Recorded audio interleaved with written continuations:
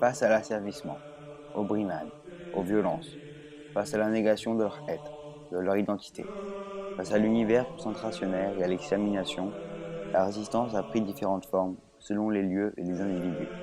Mais tout acte qui tendait à aider le détenu à conserver son humanité relevait de la résistance. Nous allons vous présenter ici, sous la forme de petites scènes de docu-fiction ou de débats filmés, des moments de résistance qui nous ont marqués. Ce ne sont que des exemples. Certains sont plus connus que d'autres, mais il nous fait nous souvenir de tous les réseaux d'entraide et de résistance, de la solidarité au quotidien, de la lutte au quotidien pour survivre. Rester un individu et non un numéro.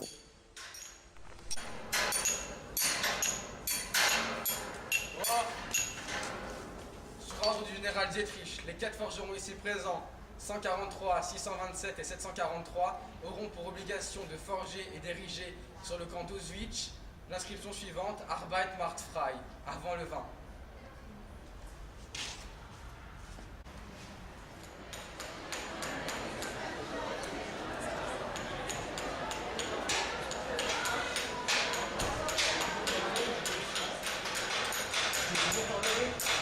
Regarde comment je bousille sa devise.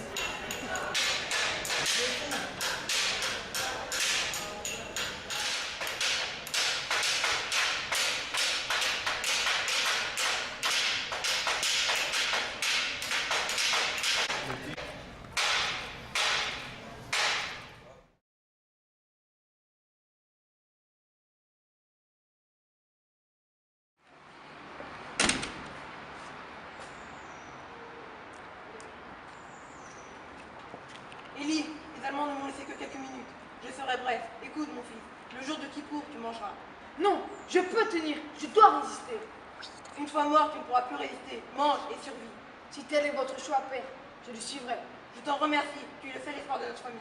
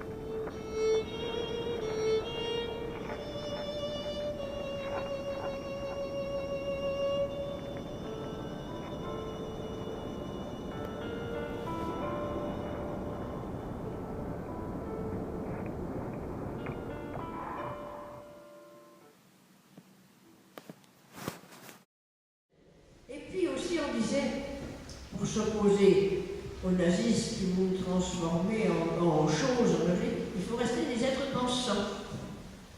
Alors, comment est-ce qu'on va se manifester pour ça? Eh bien, nous allons soutenir cet bistrot et fêter les anniversaires.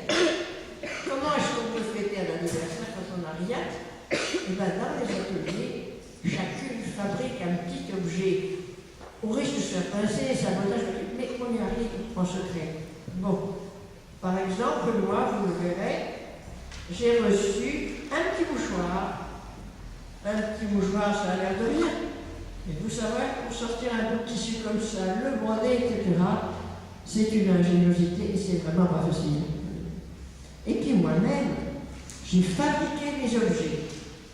Quand j'étais chez Siemens, je réglais des interrupteurs pour les avions. Pièce très fine, c'était presque de l'horlogerie, vous voyez. Mais sur ces boutons électriques, sur ces interrupteurs, il y avait des boutons électriques. Et dedans, vous le verrez, j'ai sculpté des petits objets cadeaux que je ramenais à nos camarades. Et alors, quand on fêtait un anniversaire, on montait dans un studio, je mettais dans un coin, on offrait des petits cadeaux, et puis on chantait. On avait monté une chorale. et on récitait les poèmes. Voilà, c'est là d'ailleurs que Germaine Tillon, on l'avait passé des bouts de papier, avait des petites notes dans lesquelles elle a préparé une pièce qui après la guerre est devenue une opérette, le Fer Fupa. Le Fer Fupa, c'est le plus misérable qui aux enfers, comme s'il y a un regard, le naturalisme les regards, et ce qui nous permet de rire de nous-mêmes. L'humour, la détente, rire, réciter les poèmes, rester les êtres pensants. Voilà comment on peut faire.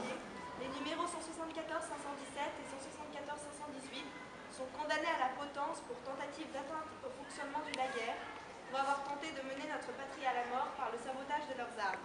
Ces deux Hefflinger ne seront pas les derniers exécutés.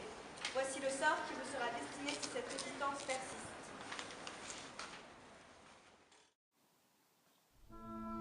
On ne savait rien, parce qu'on était quand même très loin de Birkenau, on n'a pas entendu d'explosion, on était au courant de rien, on n'a pas su pourquoi on avait arrêté ces femmes. Et le temps a passé, on ne savait pas, et finalement ce qui s'est passé, c'est que ces femmes ont été au bloc 11, là qui est pas loin, elles ont été interrogées, torturées au bloc 11 pendant 3 mois.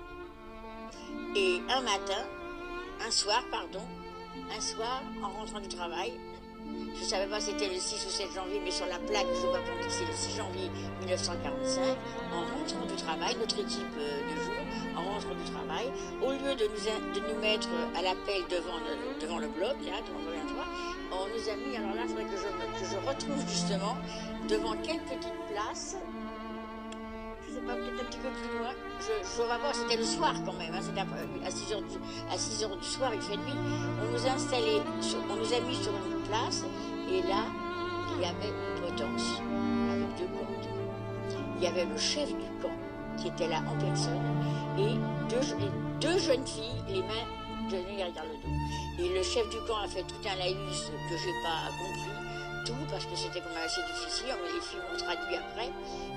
Il nous a dit, il vous sera fait aucun mal si vous obéissez, mais voilà ce qui vous attend si vous désobéissez. Dire ça à des femmes au camp d'Auschwitz, si près des crématoires, c'était un peu beaucoup, mais voilà ce qu'il a dit. Et puis voilà. Et les femmes, on les a amenées près de la potence, on leur a passé la corde et on a dû assister à la pendaison de ces 2 jeunes filles. Je peux vous dire que c'est un souvenir inoubliable.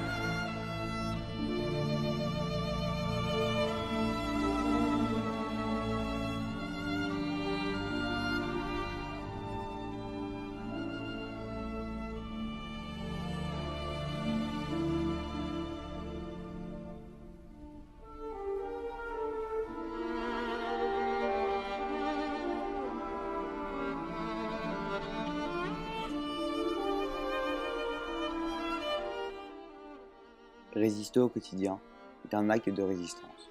C'est affirmer l'humain dans un univers créé pour déshumaniser.